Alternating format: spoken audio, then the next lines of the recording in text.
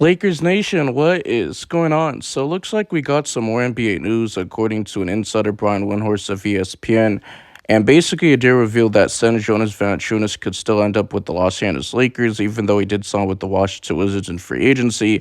And I know today is July 22nd, and he signed with them like the first day or second day of free agency. But till this day, doesn't really make too much sense unless he wanted to mentor the young guys. They're pretty much a rebuilding team. They're not going to even be a playing team, let alone being a playoff team. So, doesn't really make too much sense. Are you going to have Alexar go to the four and have Jonas Valanciunas play the five? So, I really don't get it, but I guess he chose to get his bag. 3 years worth about $30 million, and its average annual salary, I believe, is $10 million, and total guaranteed is $20.2 million. So one of the worst teams in the NBA. I think they should have been focusing on developing their young talent instead of signing guys in free agency because they're not going to make some loud noise. But that's just my personal opinion. And then it does say that the Lakers did express the will to bring in Jonas Valanciunas earlier this year, and they will not give up just yet. So it's still a possibility.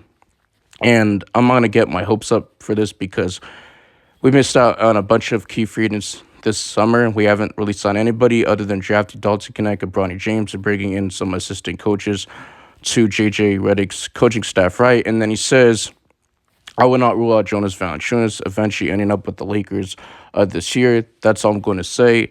Windhorst noted on the Hoop Collective podcast. So I would just take everything with a grain of salt because let's be honest, a lot of things that he does say when it comes to Lakers, he's wrong. But there are some things that are few that he does get right. But Jonas Valanciunas, he's still a veteran. He's been in the league for 12 years. He's 32 years of age. He's getting older.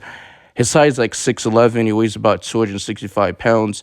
And to be honest, guys, he did have a down year for the New Orleans Pelicans, averaging around 12.2 points per game, which is still solid. 8.8 rebounds along with 2.1 assists per game this season with the New Orleans Pelicans as a starting big man.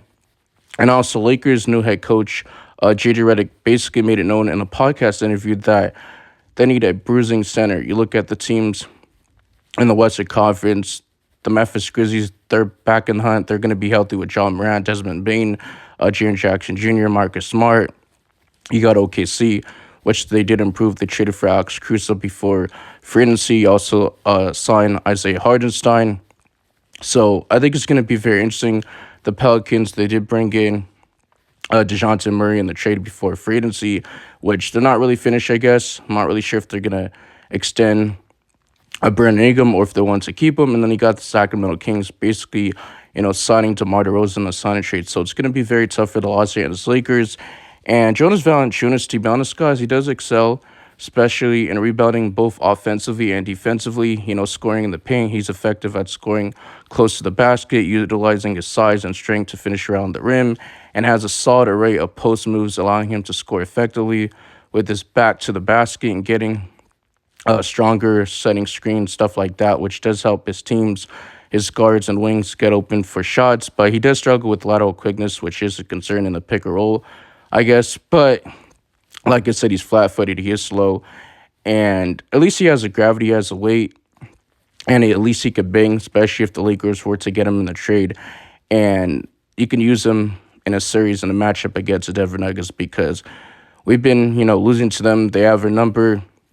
And I know we had like 11-game losing streak to them, and then we finally beat them in in game 4, at home, with a desperation to win. But super unfortunate, and I will say he can use his size to protect the paint. He could be really effective as a rim protector, but there's a difference between being a rim protector and actually being a good defender. You get what I'm trying to say? But three-point shooting overall, he's not the greatest, doesn't really have mobility, and he's improved a little bit overall and also from the free throw line. But those are just my thoughts in this whole situation. He's a traditional center. And to be honest, guys, I believe the Lakers, they would have to send out more money than they could take back in any trade. Correct me if I'm wrong. I'm not really no salary cap expert or CB expert and stuff like that. I know it can get a little bit confusing, but it's very tough. And it looks like the Lakers are willing to do a salary dump trade with maybe Cam Reddish or Christian Wood. So maybe they're not looking too much into it for the future because I know they had a down year this season. But let's be honest, the Lakers have been dealing with injuries all season long. and then Darvin Ham's coaching just was terrible in the first 2 years. So I think it's a plus for the Lakers coaching staff this offseason, but in terms of getting players, it's been a failure. So an F in that part. I'm not grading this because I already made a video on that in my previous videos if you guys want to go check it out. But make sure you guys like the video. Also subscribe. We're on the road to 3K subs. Lastly, turn on the notification bell so you guys get notified of future Lakers content. And I got to say one thing before I end this video off, right?